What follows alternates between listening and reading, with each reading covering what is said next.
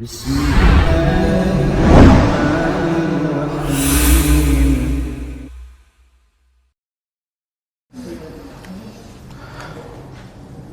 Bismillah, alhamdulillah, wassalatu wassalamu ala ashrafil anbiya'i wal mursalin wa ala alihi wa sahbihi wa man tabi'ahum bi ihsanin ila yaumiddin, amma ba'd. Khawani fillah rahimani rahimakumullah. Qad zarana al-yawm akhuna al-fadil al-ustadz Abu Usamah Adam hafizahullah ta'ala fi hadzal markiz. Alhamdulillah huwa akhuna al-fadil qad talaba al-ilm ma'i fil Yaman. Alhamdulillah sekarang beliau ada di tengah kita, hadir bersama kita. Ya, nikmat dari Allah Subhanahu wa taala.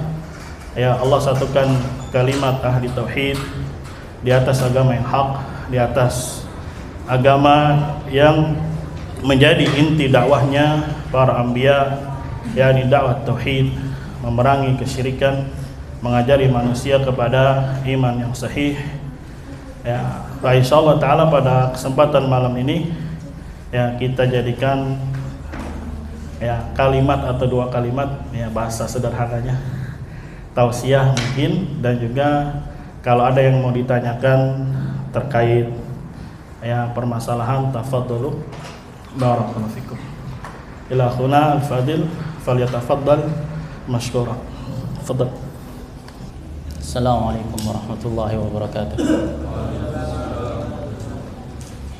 Bismillahirrahmanirrahim. Alhamdulillah hamdan katsiran tayyiban mubarakan fih kama yuhibbu rabbuna wa yarda. Wa ashhadu an la ilaha illallah wahdahu la syarika lah iqraran bihi wa tauhidan.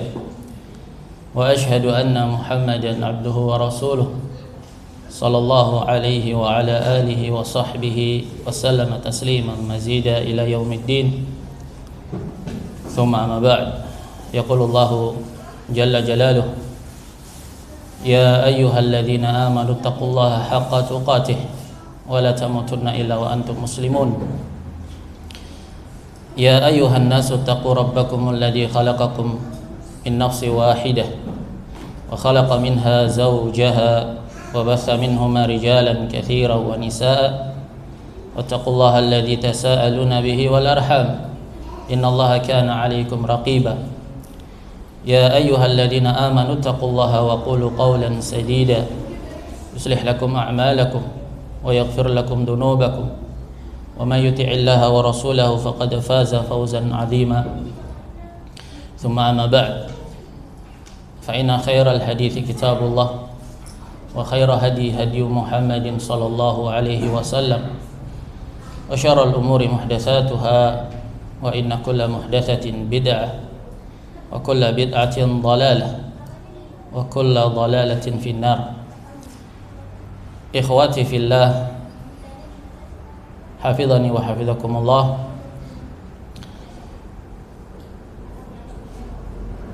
Kita memuji Allah Subhanahu wa taala atas limpahan karunia, nikmat dan taufiknya kepada kita semua sampai di detik saat ini. Allah anugerahkan kepada kita kelapangan untuk berpijak di atas ad-dinus sahih, di atas agama yang sahih, di atas akidah yang sahihah, di atas keterasingan yang sangat sebagaimana Allah Subhanahu wa taala, sebagaimana dikabarkan oleh Rasulullah sallallahu alaihi wasallam, bada al-islamu ghariba wa sayaudu ghariban kama bada'a.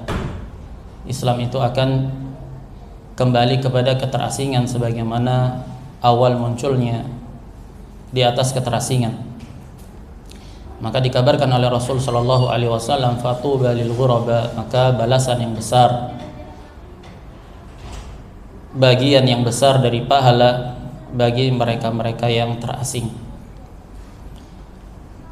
Hadis ini menunjukkan dan menjadi pelipur atas segala gundah gulana dan kesedihan bagi seorang yang berada di jalan tauhid. Karena tidak ada satupun dari seseorang yang berjalan di atas agama yang benar, di atas akidah yang benar, kecuali pasti mendapati jalan terjal, kecuali pasti mendapati gangguan. Dan itu sunnatullah, ujian kepada para hamba-hambanya untuk membuktikan konsistensi keimanan dan pengakuan dia terhadap keimanan. Ketika Nabi SAW pasca mendapatkan wahyu di Gua Hira, beliau dilanda kegelisahan yang besar. Maka kemudian istri beliau Khadijah radhiyallahu anha membawa beliau kepada Waraqah bin Naufal, salah seorang kerabat dari Ummul Mukminin Khadijah radhiyallahu anha. Maka setelah menyampaikan dan mengkhabarkan apa yang dialaminya, maka Waraqah bin Naufal yang pada waktu itu adalah ahlul kitab, dia membaca riwayat-riwayat berkaitan dengan kisah-kisah kenabian sebelumnya. Maka dia mengkhabarkan, ma min rajulin, tidak ada seorang pun, da'a bimithli ma anta alaihi illa udi, tidak ada seorang pun yang berdakwah semisal apa yang engkau dakwahkan, kecuali pasti dia akan dimusuhi, diganggu. Jika ini terjadi kepada Nabi SAW, seorang yang tentunya paling hikmah dalam dakwah, paling bijak dalam dakwah, paling tahu bagaimana mendudukkan maslahat dan mafsadat. Tapi bersama dengan itu dikabarkan bahwasanya beliau akan mendapatkan permusuhan yang besar. Kemudian dikabarkan bahwasanya beliau kelak akan terusir dari negerinya, sesuatu yang tidak pernah terbayangkan ketika itu di dalam benak Nabi SAW, karena reputasi beliau yang terkenal baik di kalangan kaumnya, dan itu diakui. Ditambah lagi keberadaan beliau sebagai marga Bani Hashim, menjadi marga yang paling tinggi di antara Bani Quraisy yang lainnya. Jadi dari sisi nasab beliau ini tinggi nasabnya di antara bangsa Quraisy. Dari sisi reputasi, adab, akhlak juga diakui. Makanya tidak tergambarkan sedikit pun untuk kemudian beliau akan terusir. Nabi SAW mengatakan, amukhrijiyahum, apakah mereka akan mengusirku, mengeluarkan aku? Maka Waraqah bin Naufal mengatakan iya. Dan kita dapati bagaimana permusuhan itu terjadi pada beliau sampai pada puncaknya di tahun ke-13 Hijriah, ketika konsekuensinya adalah ancaman terhadap nyawa beliau. Maka beliau terpaksa untuk hijrah. Allah perintahkan untuk meninggalkan negerinya. Ini semua menunjukkan bahwasanya siapa saja yang konsisten dan jujur di dalam dakwah dan memikul din yang besar ini, maka dia pasti harus siap menghadapi segala pressure dan tekanan yang ada. Sunnatullah. Jika itu terjadi pada Nabi, maka bagaimana bisa tidak terjadi pada pengikutnya? Hal seperti ini hendaklah menjadi pelipur dan pembesar motivasi bagi kita semua untuk istiqomah di jalan dakwah, di jalan berpegang di atas ad-din. Inna ad-dina 'indallahi al-Islam. Hanyalah agama di sisi Allah adalah al-Islam. Wa may yabtaghi ghayra al-islami dinan falan yuqbala minhu wa huwa fil akhirati minal khasirin.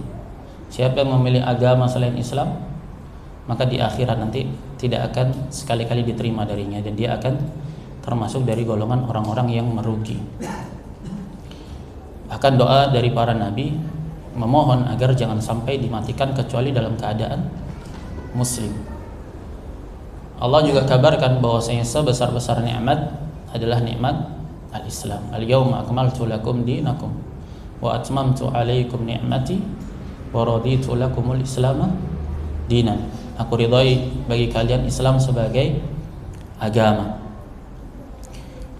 Maka penting bagi kita semua untuk mengerti dan mengenali hakikat Islam. Islam yang membuat Nabi terusir. Islam yang membuat kaum muslimin, para sahabat di waktu itu ditekan, ditindas, Islam yang membuat keterasingan yang dahsyat bagi pemikulnya di akhir zaman. Ini yang harus kita ketahui. Apa hakikat Islam tersebut? Bagaimana bisa Islam itu begitu dimusuhi di awal dan menjadi begitu terasing di akhir zaman. Seperti apa hakikat Islam itu? Ini jadi pertanyaan yang harusnya kita tanyakan kepada diri kita masing-masing. Sudahkah kita berada di atas Islam yang seperti itu? Yang murni sebagaimana awalnya, benar-benar terasing, benar-benar dimusuhi. Dan yang memusuhi beliau ini bukan orang asing, kaum kerabatnya, satu darah, satu kabilah. Jadi Quraisy itu adalah kakek ke 7 dari Nabi SAW. Jadi garis keturunan Quraisy semuanya adalah bersaudara. Dan bangsa Arab itu dari sisi nasab itu kuat sekali, persaudaraan mereka sangat kuat. Tapi bersamaan dengan itu,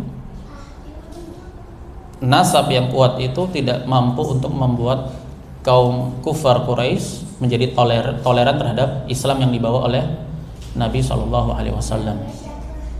Sehingga penting bagi kita semua untuk mengenali kembali hakikat tentang Islam tersebut. Apa itu Islam di sini yang kita harus bersepakat padanya? Kita harus berpijak di titik kesepakatan bersama yang tidak boleh kita berselisih pandang padanya. Al-Islam datang penafsiran dari beberapa sahabat dan dari kalangan para salaf dengan berbagai redaksi yang intinya adalah sama. Ditafsirkan bahwa Islam adalah syahadat la ilaha illallah Muhammad Rasulullah wa iqamus shalah wa ita'uz zakah wa baqiyal faraid sab'un laha. Ditafsirkan oleh Qatadah, salah seorang tabi'in. Islam itu adalah syahadat la ilaha illallah Muhammad Rasulullah, menegakkan salat dan menunaikan zakat. Amalan-amalan fardu yang lainnya mengikuti yang demikian itu. Sebagian lagi menafsirkan Islam dengan tauhid itu sendiri, la ma'budu bihaqqin illallah. Tidak ada yang berhak untuk diibadahi kecuali Allah Subhanahu wa taala. Terkumpul padanya dua unsurnya, rukun dan nafi dan isbat. Meniadakan segala keberhakan untuk dipertuhankan dari selain Allah dan mengisbat menetapkannya hanya untuk Allah saja semata dalam segala bentuk aspek jenis konsep peribadatan. Syekhul Islam Muhammad bin Abdul Wahhab rahimahullah mendefinisikan Islam dalam risalahnya Salasatul Usul. Terkandung padanya 3 unsur.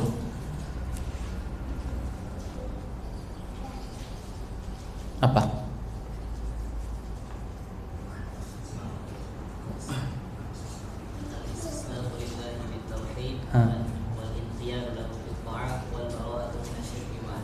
Al-istislamu lillahi bitauhid, berserah diri, berpasrah diri kepada Allah, untuk Allah, bagi Allah pada at-tauhid, menunggalkan, mengesahkan Allah Subhanahu wa taala dalam hak peribadatan, dalam hak ketuhanan, mencakup ibadah qalbiyah, ibadah hati, dan mencakup padanya ibadah syar'iyah yang datang padanya syariat menjelaskan tentang bagaimana tata cara kita beribadah kepada Allah Subhanahu wa taala. At-tauhid, pengimplementasiannya terbagi 2, implementasi dari sisi amalan qalbi dan amalan lahiriah. Dari sisi amalan qalbi, ini akal dapat menjangkaunya. Apa itu ta'zim? Allah Subhanahu wa taala bekali setiap individu manusia dengan fitrah. Fitrah apa? Bahwasanya Allah Subhanahu wa taala adalah sang pencipta dirinya, sang pencipta alam semesta, yang menghidupkan dan mematikan, yang mengaruniakan rezeki kepadanya. Di atas fitrah itu, maka dituntut seorang hamba itu untuk melakukan ta'zim, pengagungan kepada ilahnya tersebut, sang Rabbnya, sang penciptanya. Makanya definisi ilah itu di bahasa Arab, ma tu'allihuhul qulub, apa yang hati itu menuhankannya, mengagungkannya, menghambakan diri kepadanya. Nah, kadar ini tidak ada udzur atas kejahilan sedikit pun padanya. Bermakna akal itu bisa menjangkau kewajiban seorang makhluk untuk mengagungkan Sang Khalik. Ini bisa dijangkau. Karena dalam permasalahan apakah akal itu bisa menjangkau yang baik dan yang buruk, ada 3 mazhab di sana. Yang pertama mazhab Al-Mu'tazilah. Mazhab Al-Mu'tazilah ini menetapkan bahwasanya akal adalah satu-satunya jalan untuk menetapkan yang baik dan yang buruk. Bermakna seandainya syariat itu tidak datang, maka akal bisa menjangkau bagaimana tata cara sholat, bagaimana tata cara puasa. Jadi meniadakan konsep syariat dari akal. Mereka berpendapat akal itu bisa mengeksekusi segala sesuatu yang baik dan yang buruk tanpa butuh adanya risalah. Yang kedua, mazhab Ahlul Kalam. Mereka meniadakan peran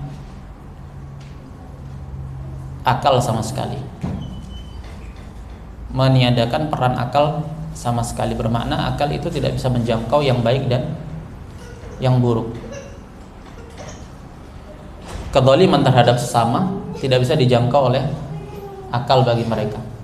Seseorang mencuri barang orang lain, ini tidak bisa dijangkau kebaikan dan keburukannya oleh akal. Seseorang menzinai ibunya, wal iyadu billah, tidak bisa dijangkau oleh akal. Bagaimana bisa diketahui itu boleh dan tidak boleh? Karena ada dalil. Seandainya tidak ada dalil, maka akal tidak bisa menetapkan bahwa seseorang menzinai ibunya itu jelek. Mazhab yang benar dalam hal ini mazhab ahli sunnah wal jamaah, yang menetapkan bahwasanya akal itu dapat menjangkau hal-hal yang baik dan yang jelek. Karena Allah bekali setiap individu manusia ini dengan akal tadi untuk bisa merespon wahyu atau hukum-hukum syar'i.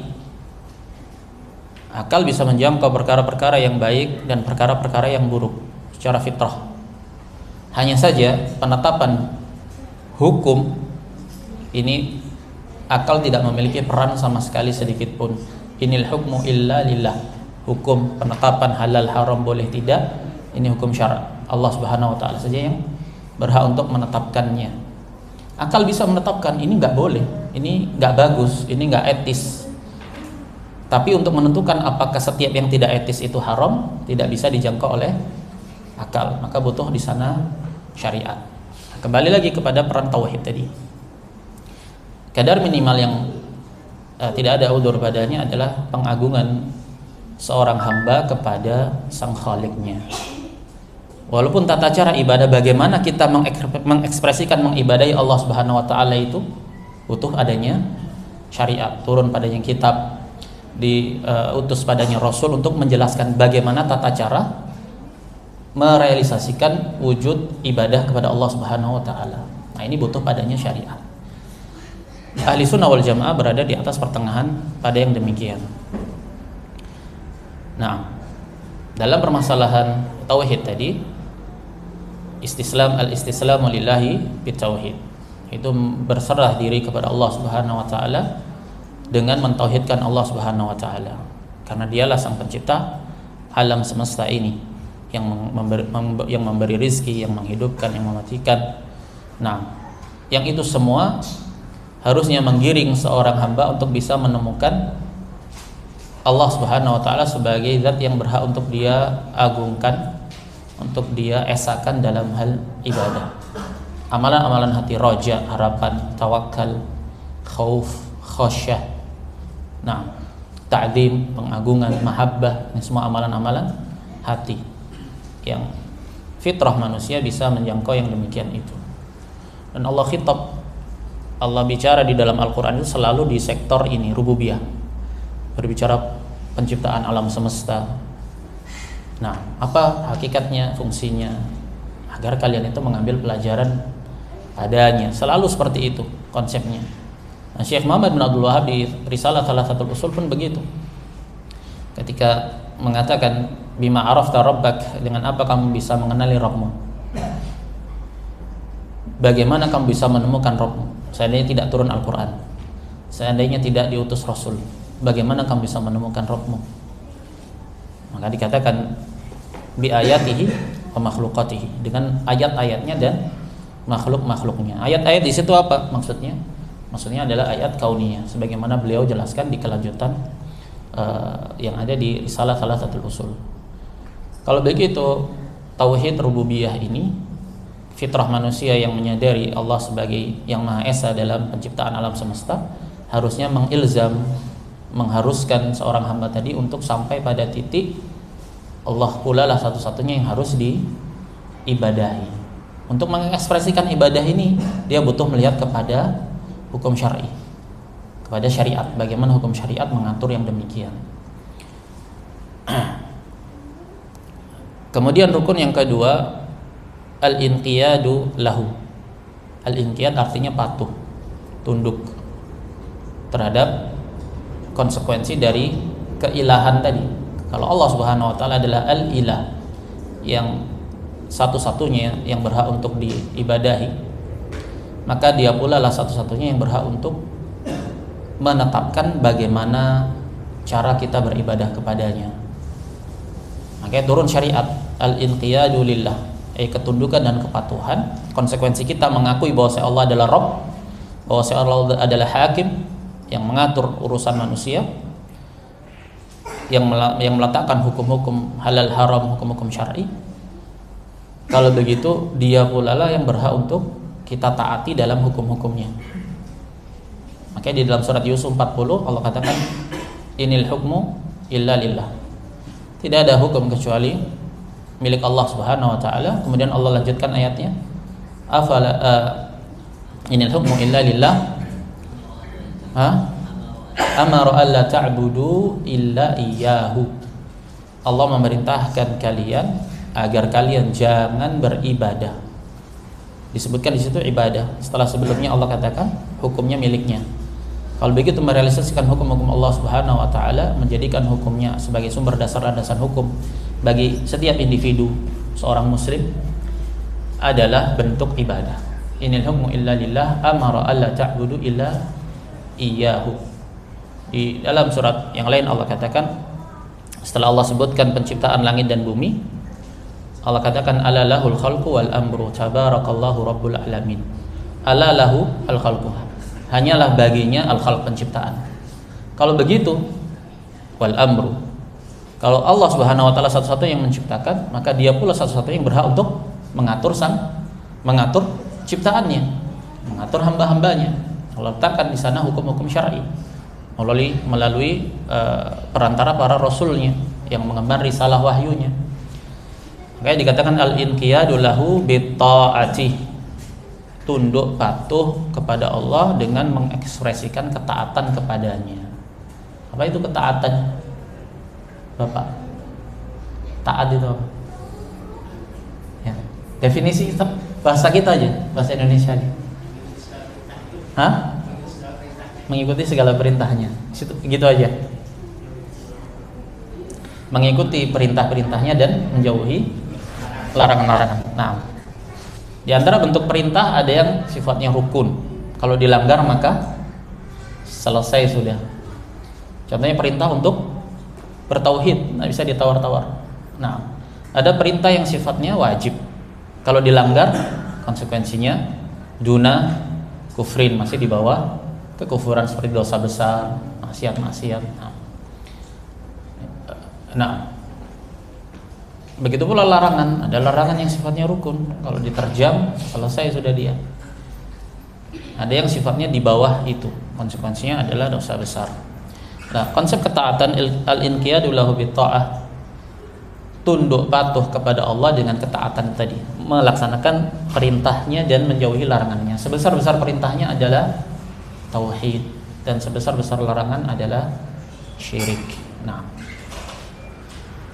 al-inqiyadu lahu bitta'ah menunjukkan wujud keharusan adanya realisasi amalan lahiriah.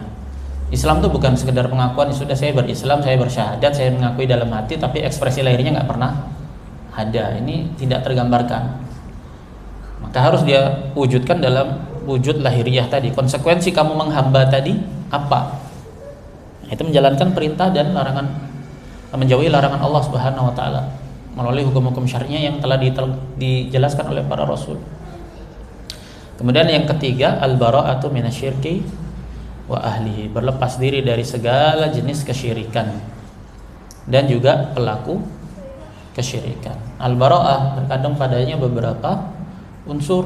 Yang pertama, i'tiqad butlani syirk wa ahlihi, meyakini batilnya kesyirikan dan kafirnya pelakunya. Al-ijtinab, menjauhkan diri dari kesyirikan tersebut dan pelakunya. Dan al-bughd wal adawah, benci, na'am, dan menumbuhkan permusuhan terhadap kesyirikan dan pelakunya. Kadar minimal yang tidak bisa ditawar, harus ada bughd, rasa benci, dan adawah itu di dalam hati. Perkara ekspresi, menampakkan ekspresi kebencian itu, ini kadar wajib. Masing-masingnya tergantung situasi kondisi dari individu masing-masing. Jadi selayaknya amalan wajib, jika dia mampu maka tidak ada udzur baginya. Tapi jika dia tidak mampu, ya berlaku na'am selayaknya amalan-amalan wajib yang lainnya. Al-bara'atu minasyirki wa ahli, ini konsekuensi dari Islam. Jadi kadar minimal Islam itu tadi syahadat, dia mengamalkan la ilaha illallah dan dia wujudkan dalam ekspresi lahiriah berupa amalan-amalan lahiriah yang diwajibkan, rukun-rukun Islam, dan dia harus berlepas diri dari kesyirikan dan pelakunya. Siapa saja yang tidak mewujudkan unsur-unsur tersebut, maka dia tidak mewujudkan Islam. Ini konsep yang harus kita sepakati bersama. Sebagaimana definisi iman itu sendiri, i'tiqad bil qalb, keyakinan dalam hati bahwasanya la ilaha illallah. Kemudian qaul bil lisan, dia deklarasikan dalam lisannya asyhadu an la ilaha illallah wahdahu, asyhadu an la ilaha illallah Muhammad Rasulullah, dan juga dia wujudkan dalam amalan lahiriah berupa tuntutan dari la ilaha illallah tadi yang punya konsekuensi. Nah, inilah makna al-Islam. Yang tidak boleh diperdebatkan lagi tentang definisi ini. Jika definisi yang dasar ini tidak disepakati, maka tidak perlu untuk dilakukan adu argumentasi padanya, karena titik dasarnya sudah berbeda. Nah, ini makna dari al-Islam. Maka kita senantiasa bersyukur kepada Allah Subhanahu wa taala. Allah lapangkan kita untuk memahami konsep Islam dan istiqamah di atas Islam dalam makna yang sahih. Dan ini butuh terus di-maintenance, terus dirawat. Kenapa begitu? Karena propaganda pemikiran ini luar biasa. Datang dari berbagai macam arah, dari konsumsi yang kita lihat, dari apa yang kita dengar. Ini terkadang mengikis akidah seseorang tanpa sadar. Filsafat-filsafat yang dibungkus dengan bungkus kekinian, pola pemikiran, paradigma, hal-hal yang terkadang bisa membuat seseorang itu menjadi ragu terhadap agamanya. Maka siapa saja yang dilapangkan untuk mengenal dakwah ini, maka dia syukuri. Jika dia yakini bahwasanya dakwah ini adalah dakwah yang benar, maka jangan lagi untuk menoleh ke kiri dan ke kanan, kepo untuk mengetahui apa yang ada pada kelompok dakwah yang lainnya dan seruan dakwah yang lainnya. Jika dikisahkan bahwasanya sebagian murid-murid Syekh Muhammad bin Abdul Wahhab rahimahullah, ada beberapa yang banyak yang mengalami futur karena jauhnya dari murajaah terkait materi-materi tauhid, dan banyaknya syubhat yang membuat seseorang itu ragu terhadap akidahnya, maka di antara mereka ada yang terpapar keraguan, fitnah, meragukan konsep wala wal bara, meragukan konsep tauhid itu sendiri, padahal dia belajar langsung kepada Syekh Muhammad bin Abdul Wahhab rahimahullah. Kenapa? Karena banyaknya fitnah yang ada dan jauhnya dia dari maintenance materi-materi yang ada. Maka terus istiqomah, berkumpul dengan ikhwah yang sama-sama bergelut dalam materi-materi tauhid, materi-materi akidah. Kemudian terus mempelajari, mengikuti kajian-kajian akidah dan tauhid. Ini semua menjaga akidah dan keimanan seseorang. Karena banyak hal yang meruntuhkan keistiqomahan itu di luaran sana. Terkadang maksiat yang kecil itu bisa meruntuhkan semangat kita, keimanan kita menjadi futur, menjadi berat untuk menerima hal-hal yang baik, sulit untuk melakukan ketaatan, sulit untuk hadir di majelis taklim, bosan. Banyak hal-hal yang memalingkan seseorang dari keistiqomahan. Sebabnya apa ya? Sebabnya mungkin karena tidak ada maintenance dari dirinya atau merasa sudah cukup dengan materi-materi yang ada. Hidayah ini begitu mahal. Siapa yang telah dikenalkan, diberi taufik untuk sampai kepada konsep dakwah tauhid yang benar, dijaga, disyukuri. Seperti itu.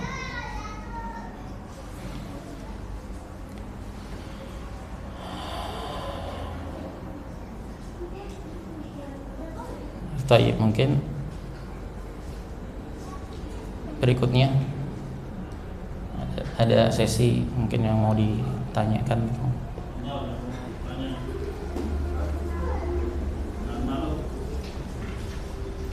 Ini kurang istirahat sebenarnya.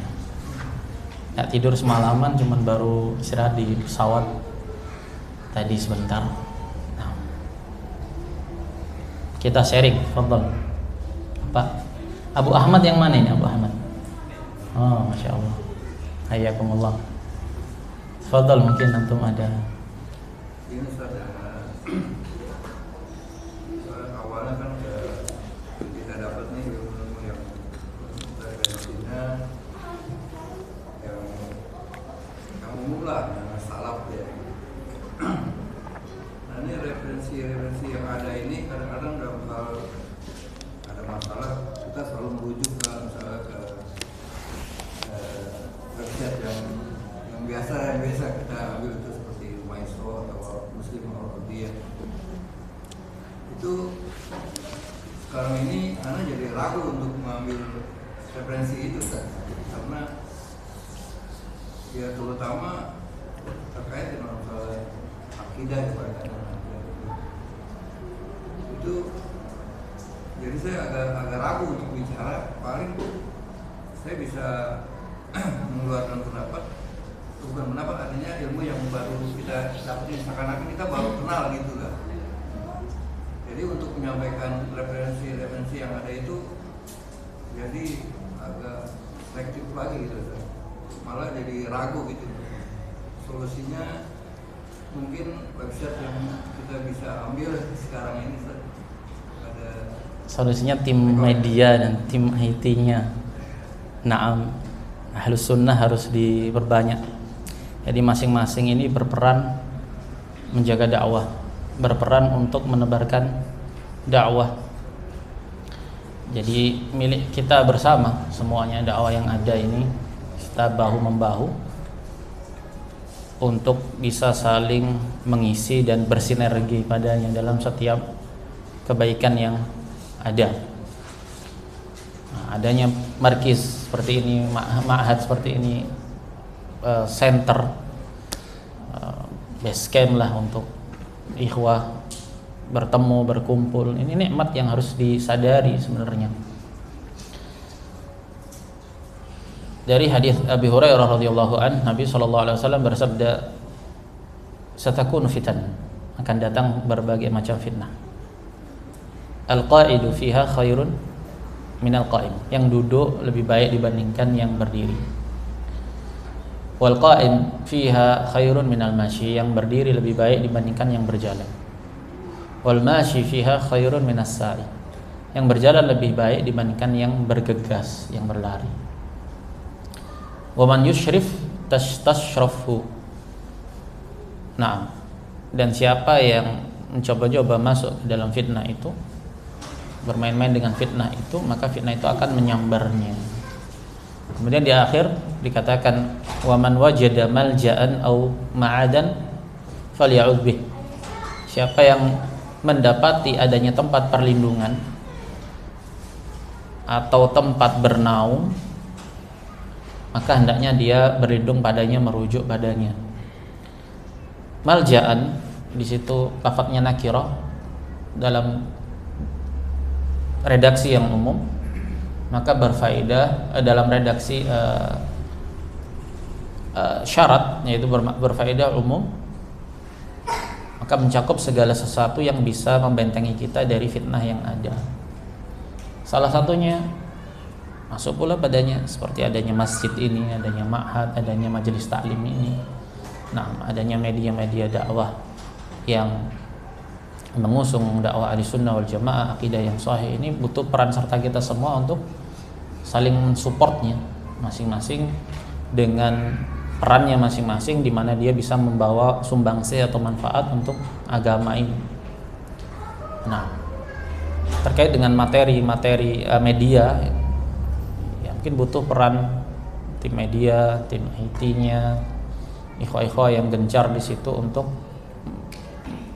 menyajikan materi-materi yang mencakup juga tidak melulu soal akidah, fikih, tentang muamalah. Ini yang kita memang sektor yang belum terisi padanya.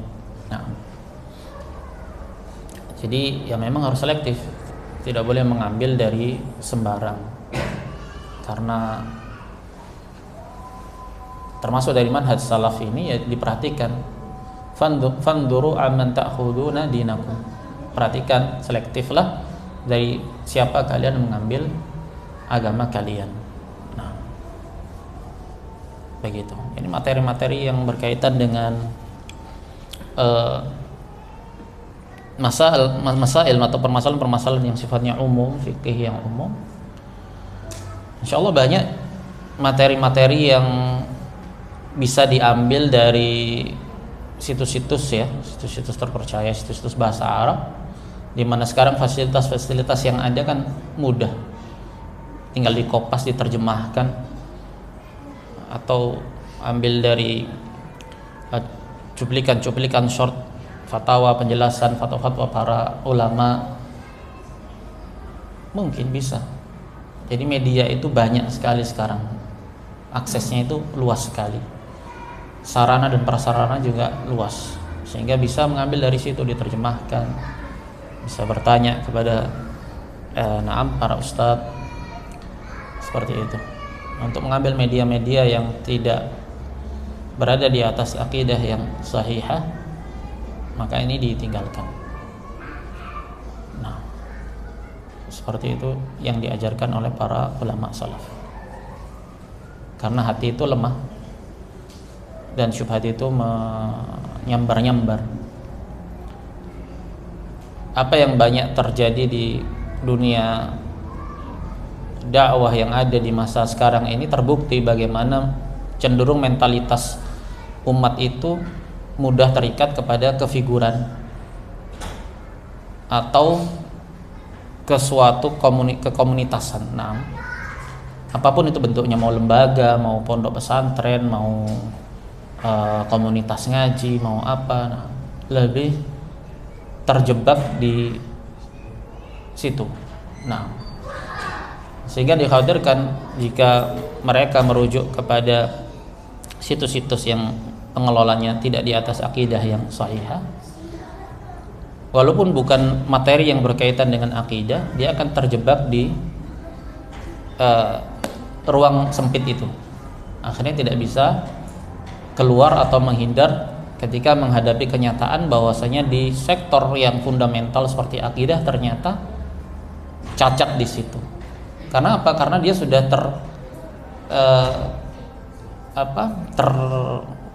tercekoki dengan ya bahwasanya situs atau media itu selalu menjadi rujukan dia, sehingga berat untuk mendapati bahwasanya ternyata dalam masalah yang prinsipil ternyata salah, sehingga dia nggak bisa lepas dari itu. Dan ini banyak terjadi begitu. Jadi memang ya butuh kita media-media yang membahas tentang masalah-masalah agama secara lebih luas. Nah, yang lain mungkin?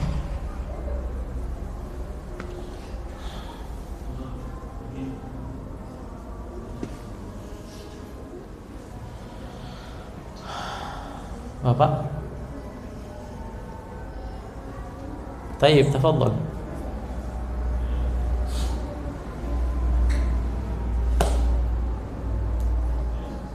Jadi sampai di mana tugas kita gitu di sosial media membantah bid'ah.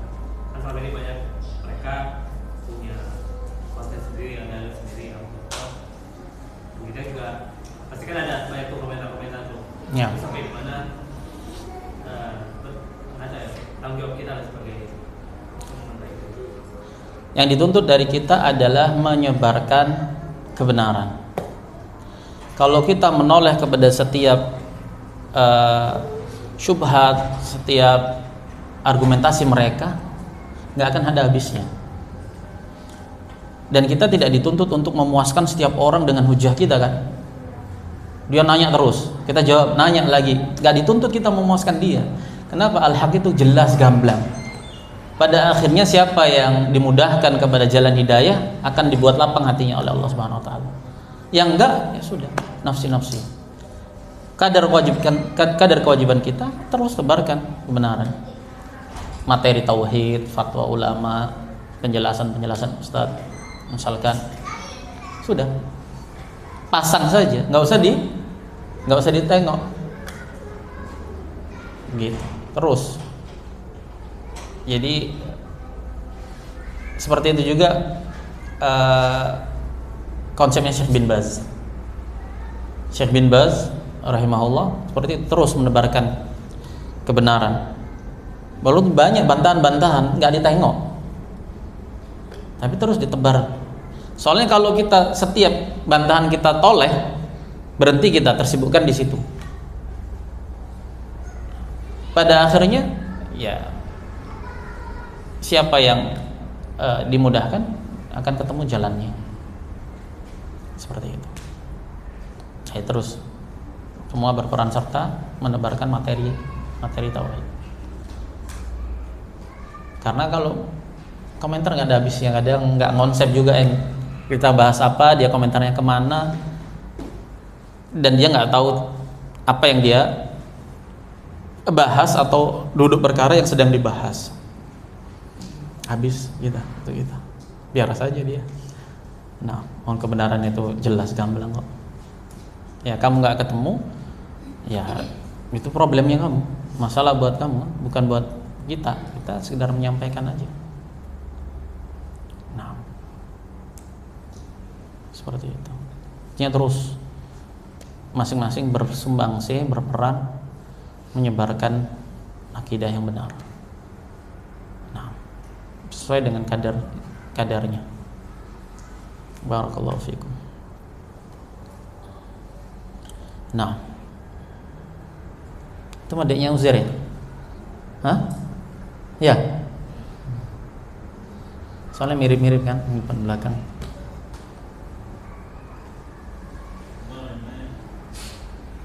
Nah, antum?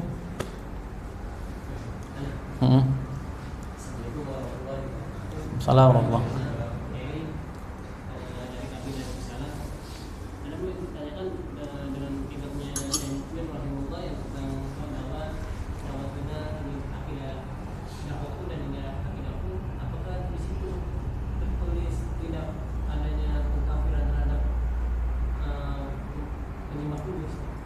Siapa?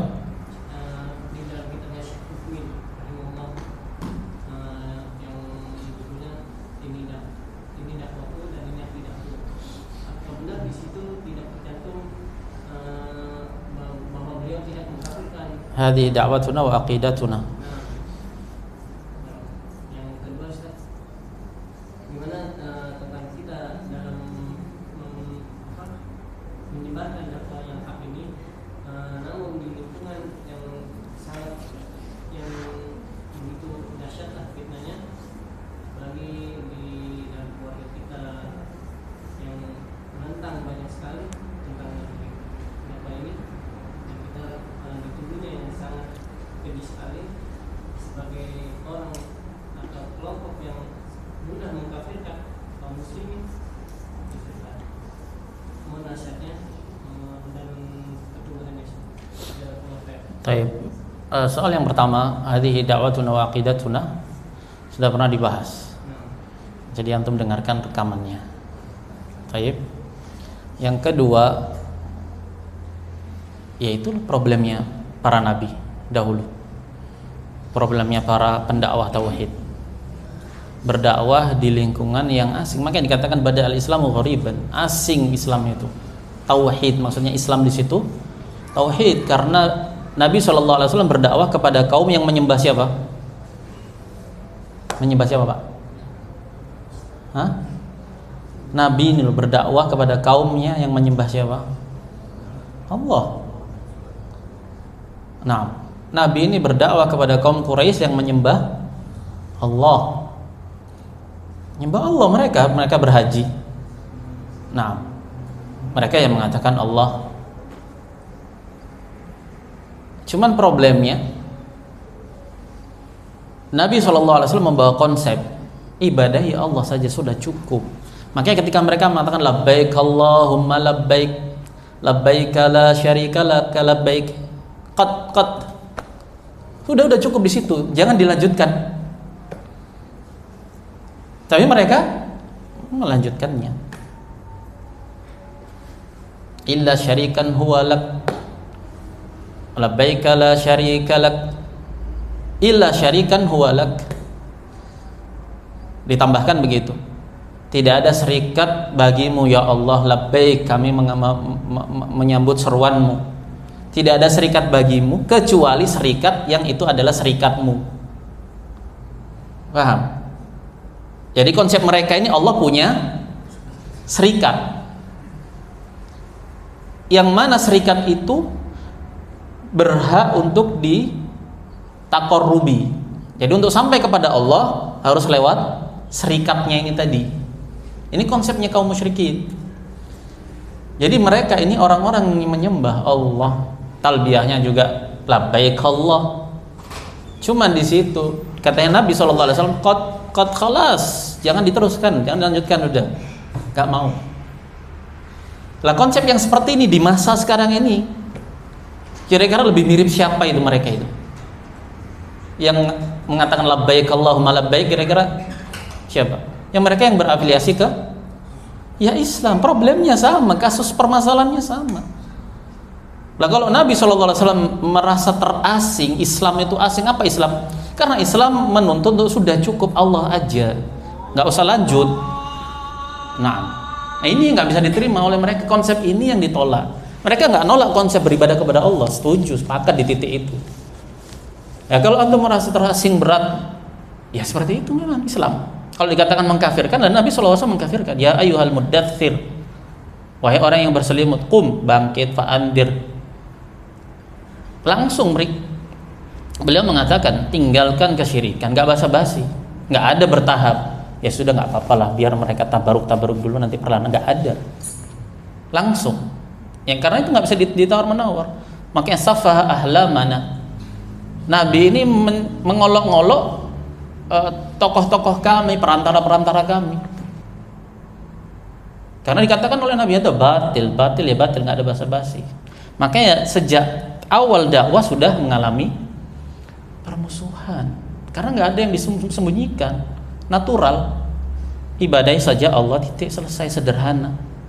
Nah sama kalau kita sekarang, ibadahnya Allah saja, jangan minta ke kuburan. Problemnya sama, itu kan yang nggak bisa mereka terima konsepnya itu. Nah jadi kalau kita dituduh mengkafirkan, kita tidak mengkafirkan kecuali apa yang hukum syariat Allah dan Rasulnya itu telah menetapkannya sebagai sebuah perbuatan kekufuran yang pelakunya adalah kafir.